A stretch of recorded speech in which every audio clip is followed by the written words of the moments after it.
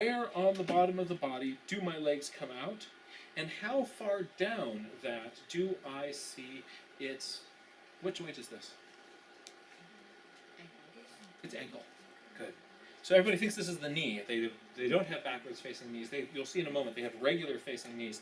This weird joint you see in the middle of the leg, that's actually its ankle. We'll see why in just a moment. If I've got this framework, I can then have a scaffolding, and I can put my details on top of that. So I do all this sort of stuff super light. So, even the angle cutting in, you're still doing with the Yes. blue pencil? Yep, with my non-photo blue pencil. Okay. So I'm still doing that with my non-photo blue pencil. And then I can draw, see how I can kind of slightly round around this corner here, but I'm catching that inflection point. Okay. So I'm catching that inflection point there. I caught that inflection point there. Because I have those angles underneath there, I'm able to get past that over-rounded birdie thing. And we'll do a little workshop a little bit where we'll kind of get into some details of bills and legs and those sorts of things and what the feathers do. But even at this stage, it's easy for our brains to kind of get into art critic mode, where we start kind of looking at this, aesthetically, instead of as a scientist, thinking about what observations are we putting down. If you get yourself, sort of deep in art critic land, then what can happen is you can really shut yourself down from making observations. A very powerful way to help you get around that is just to start to put a few written notes on your page. The minute you do this, it stops feeling like a precious art project and more like a place that you are taking notes about what you're seeing. And this is very, very freeing. So if you feel yourself locking up on the art part of something, just throw in a few little written notes right next to it. And then all the pressure comes off and you can keep on going. Some things are easier to show with a little sketch. Some things are easier to show with with writing. And sometimes calling out in writing a detail that you think is particularly interesting will also really, really help. At this point, I'm ready to kind of continue working on this drawing, but all of a sudden, my friend the bird takes its bill and hides it in its feathers and goes to sleep. You could wait for it to wake up. There's no guarantee that it'll go back to the pose that you wanted. Or you can just flow with it and go with the moment. So what I'm going to do here, my bird takes its head, turns it around, I pull out my non-photo blue pencil, figure out where its new head position is, and draw that on top of the same drawing. One bird, two heads. So you can get these sort of hydra drawings that sort of show you the behaviors, the postures. If there's a bird walking, I'm doing this, sometimes I have a forward head, backward head, right? And you can get sort of a feeling of how this thing is moving.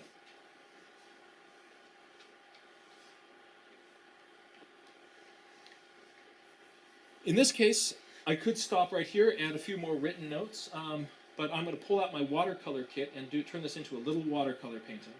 I'm going to take this bird drawing here and really work that one up, because it's the pose that I'm seeing this thing in now.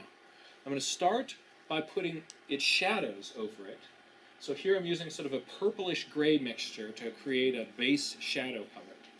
And thinking of that shadow zone as a real, what is the shape that I'm seeing there in that? Not just necessarily a sort of a soft blur out. Actually, shadows very often make very distinctly edged shapes, especially when you're looking at real objects out in sunlight.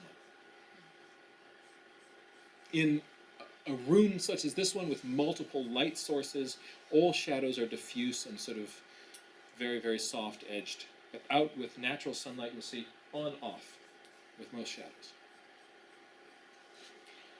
With watercolor, I start with less detail and work increasingly towards the more detailed part of the drawing. So my next step is just to put on a base coat of orangish brown on this bird. A little bit more brownish on the back, a little bit more orangish towards the belly. Off on the side here, I've got little blotches where I'm testing the colors before they hit paper. I let that dry, and I'm going to just suggest a little bit of the patterns that I'm seeing up here by making little with my brush. I'm not specifically following each individual feather and mapping it out. This can happen very, very quickly, sort of giving me a sense of the pattern that seems to have big things going down with lighter lines going across that. I'm now going to cross these with a few little lighter lines. And it gives me sort of a sense of the pattern on my bird. I like to not just have a bird floating in a snowstorm, but to put them in a little bit of context. And this is standing on a muddy bank as the sun is going down. And so I'm going to put the watercolor in behind it. So what color do I pick? Everybody always sticks blue in because it's water. But actually just make a little viewfinder with your hand and isolate a little patch of water. And you will often find, even though your brain is saying, I know this is supposed to be blue, you'll see all sorts of different colors. Here, orange is going to be water. This is late towards evening, and it was kind of picking up a little bit of what I saw in the sky.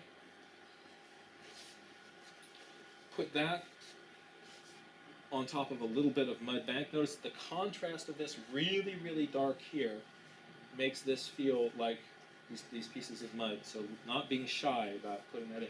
If this was all really, really light, it wouldn't feel like that.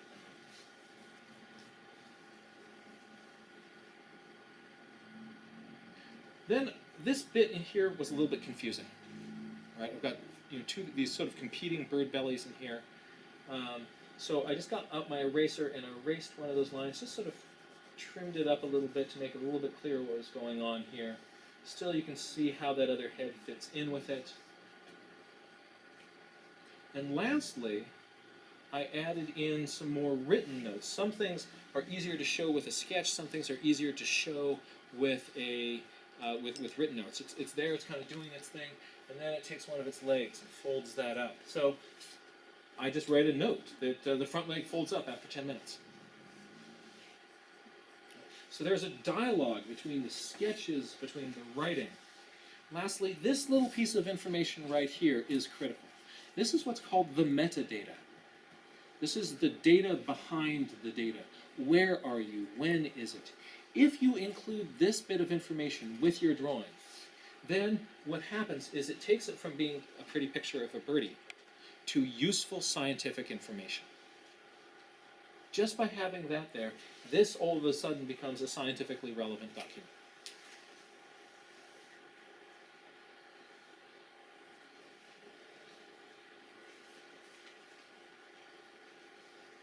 So that's an imaginary sort of step-by-step walking through the process of drawing a bird. But you see that it all started with the posture of that bird. Right? The proportions, the angles, getting down those basic shapes before we put all this detail on. That same approach I use for drawing whatever it is that I'm doing, whether it's a landscape, whether it's a wildflower. The same thing, I'll block in that basic shape and then work it from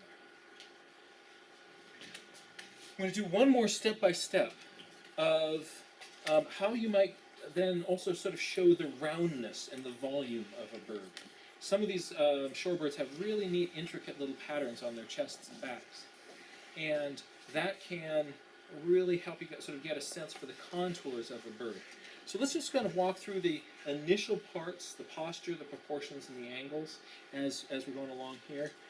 This is going to be a drawing of a whimbrel, so it's going to have similar body shape but a little bit different proportions. I started with the posture and then put the body on top of that. Plopped on a head, and I double check to make sure my head is the right size, in the right location. If I like that, I can go on and stick a beak on it. Posture, proportions, and then the angles. And this is my favorite part. Again, this is where the bird really starts to kind of, you can see it emerging from the page. I then put my leg in, note how far down my leg that little ankle joint is. It's standing next to its friend. This one is looking towards you, so its posture is vertical. If you take something that is even if its body's at an angle like this, and that turns towards you, you then see that as a vertical posture. So there's its body and its head. I stop, double check, make sure my proportions are right, and go, oops, I made my head too big. So I just draw a smaller head. What is this supposed to be? This is going to be a wimble. Okay. Give it a beak and angles. And I've got the basic guidelines that I can now start to drop my details on top of.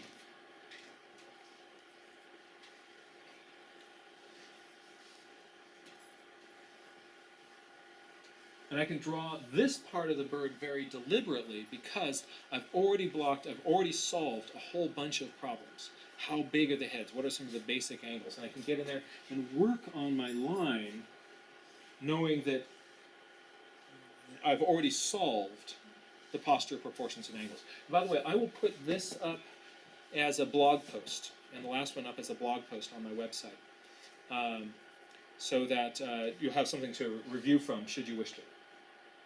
So now these birds have these little streaks on their chest, and I want to give you some kind of guidelines and tools of how I might sort of get those lines going in the right direction. This next portion is sort of the advanced drawing part of the class. So if you're just starting to this, and this feels like, wow, this is too much, this is kind of overwhelming, is it just me? No, it's not just you. Just kind of go like, all right, I'm just going to absorb what's useful for me at this stage in my development. In a future class, we'll come back to and revisit some of these ideas. So if you're just getting started and this feels intimidating to you, it's okay, just let it go for now. And we will, you'll have a chance to come back to that later on. So I often like to think of guidelines to help me get the patterns on a critter's body. One that's very useful is right down the middle of the chest, or right down the middle of its face. Or if I'm thinking about faces, I'll often also think of just sort of crosshairs through the middle of the face, through the eyes and down the center of the head. So that might look something like this. I can either draw these in, or just sort of imagine where they are on my drawing. These guidelines are going to help me get patterns in on this critter. In addition to this angle, I also want to think about if there's a band going all the way around the bird this way, there's this long body, band's going around its body, what angles would they make? And either drawing this or visualizing it is really going to be helpful to me. Sometimes I'll lightly pencil in where they are. Can you see those sort of very faintly, these little lines, giving me a little bit of a framework. And then if this bird has lines coming down its chest, they are going to be constrained and sort of wrapping around within that shape.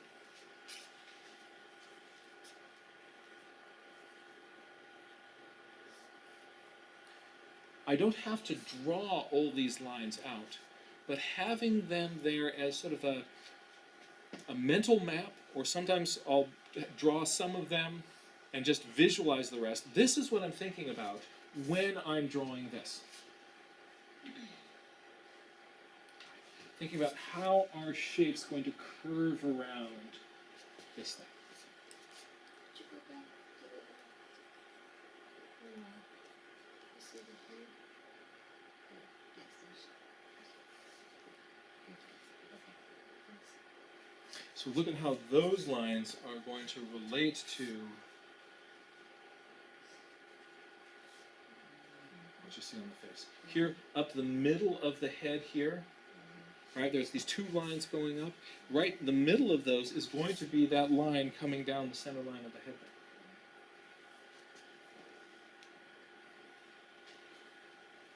Here's a gray smudge of watercolor on terrible non-watercolor paper that had all these little imperfections in it. This is one reason why nice paper is nice. It looked like a white piece of paper until I put a watercolor wash on it, and then realized that there are all of these little, well, I guess, flies now flying around, hanging out with my two wimbles. It's raining, yeah. So this is just a gray wash, and then I put a brown wash over that, leaving it pale where there's that white eye strap on the window.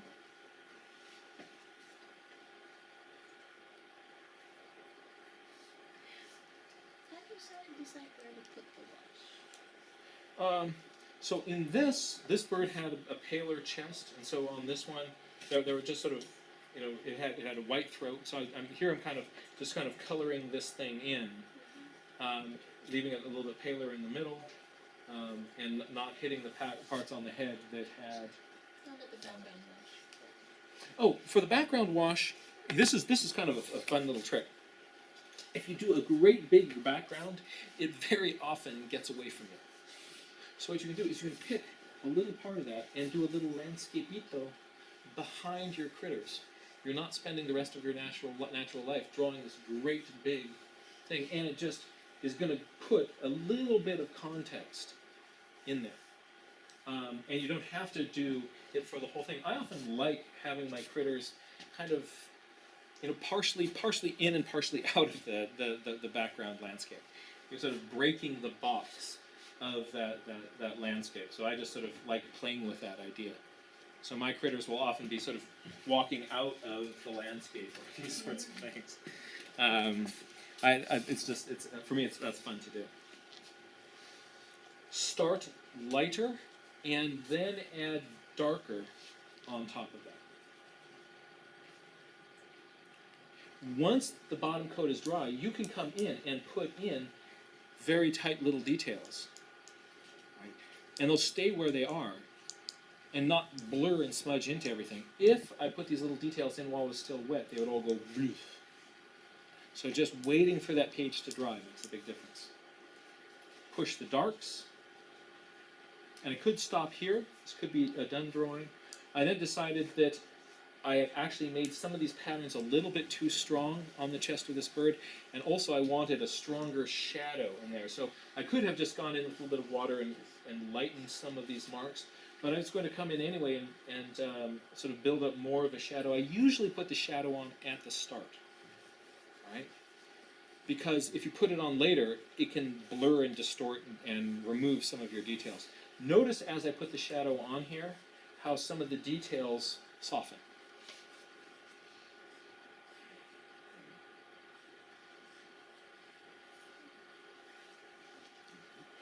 And there's two wimbles. You have that big white part around the outlines. Oh, this part in here, I wanted that to be sort of light, falling in there and hitting those guys.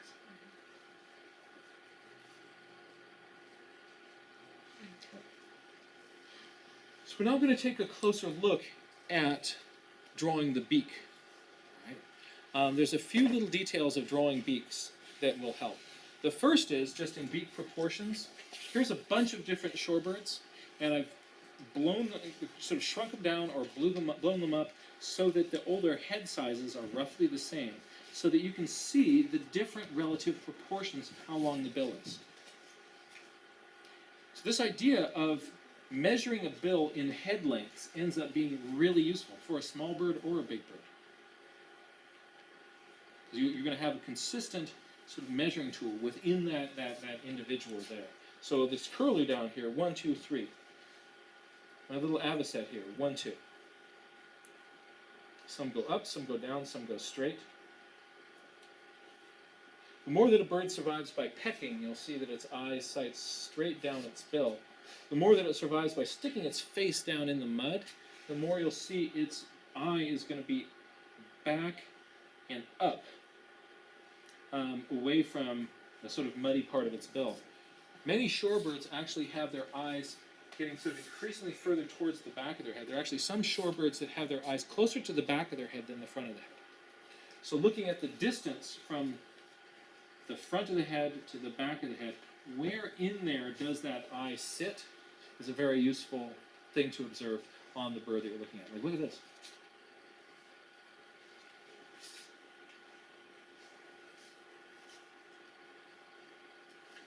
Eye is up a little bit off that beak line. If you're looking at say a warbler, most of the birds, the songbirds that we're used to sort of seeing in our garden, their eye sits right up on top that bill line. Notice on this, the eye is much higher placed in the head here. And that's generally true for the shorebird. Yeah. Yeah. And more, did you say more so for the ones that put the head in The what? the, is that even more so for one part, one kind of the shorebird? Well, yeah. For the, That's so just sort of being aware that this is that sort of the easy alignment that we have with warbler bills. You're going to want to just look on whatever bird you're drawing, where and sort of project back from the mouth and just look on your bird and say, for this species, for this individual, what am I seeing with that eye placement? So these proportions of the bills are really important. So on this bird, how many bill lengths? How many head lengths for the bill? Well, it looks like on that one, because they're different angles, so on that one it looks like about one, and then on that one, a little bit more than one. So sort of 1.5. We got a one. This one. So this you're saying this one kind of looks like one, and that sort of 1 and Like a quarter. 1 1/4. So very, very good observation. All right. So what Pax just did is told the difference between a greater and a lesser yellow lynx. That little difference that Pax picked out in the bill length is 2 different species. Well done. Oh yeah, it goes. Looks the same. Their feathers have different patterns in them. Yeah. And sometimes the feathers of these, when they get worn, they'll just look identical. And you're just like, oh my gosh, what on earth are you? Then you do that little bill check, and you're like, I know who you are. So, paying attention to those proportions in the bills, that's going to really give you something very useful with the expression of your bird. Another thing that is very useful in the bird's expression is looking for this forehead angle. You find in a lot of shorebirds, they'll have a very steep forehead angle. Right? Look for that on your bird, and that will also help you get the sense for the bird.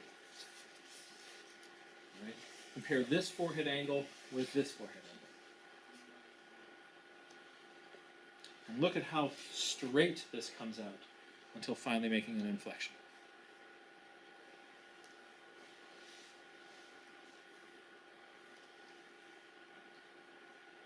Take a look at the bills of these 2 birds. Any odd, interesting observations? The one that's on the foreground is more upturned. Yes, good. So she picked out that this is more of an upturn than that one. This one is almost straight. Can you see that? You have just picked out the difference between a female and a male avocet. So these little differences, when we're drawing out there, you believe what you see, that's what you document on your page. You are picking up actual real subtleties in the shapes and the forms of these critters.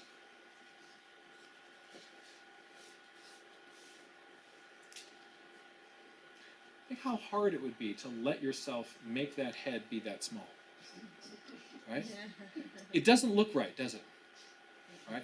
And your brain is going to fight against that and want to give it a big, respectful, chunky head to go with that ridiculously long bill. Also, our brains are going to want to start that curve earlier and make it more extreme.